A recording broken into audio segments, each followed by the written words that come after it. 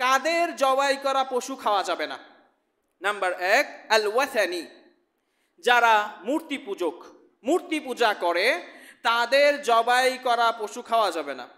আমি কোনো একটা নিউজে দেখলাম, ঘটনাটা ঘটেছে রংপুর অথবা উত্তরাঞ্চলের কোন একটা শহরে, যে সেখানে একজন মহিলা, সে বিধর্মী অর্থাৎ মূর্তি পূজা করে, তিনি জবাই করে মুসলমানদের কাছে ছাগলের মাংস বিক্রি করছেন। তার প্রধান ক্রেতা হলো মুসলমানরা। এই যে একজন মূর্তি পূজক বা বিধর্মী, সে যদি আহলে কিতাব না হয়, আসমানি কিতাবের অনুসরণ করে এমন ব্যক্তি না হয়, তাহলে তার জবাই করা পশু খাওয়া যাবে না। এই জন্য যখন আপনারা বাজারে যাবেন, বাজারে যাওয়ার পর অনেক সময় বোঝা যায় না যার দোকান থেকে আপনি মুরগি কিনছেন সে মুসলিম না অমুসলিম, চিনার কায়দা নাই।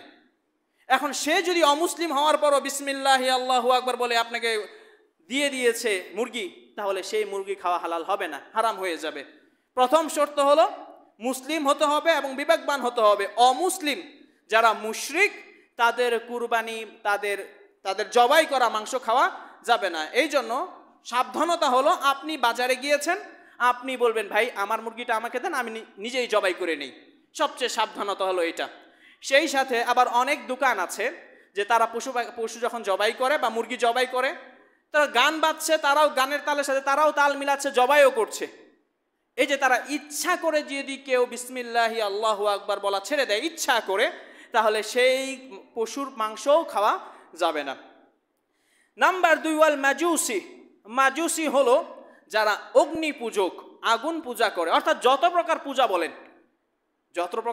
পূজা বলেন অগ্নি পূজক যারা আগুনের উপাসনা করে, তাদেরও কুরবানি করা কোনো মাংস খাওয়া যাবে না।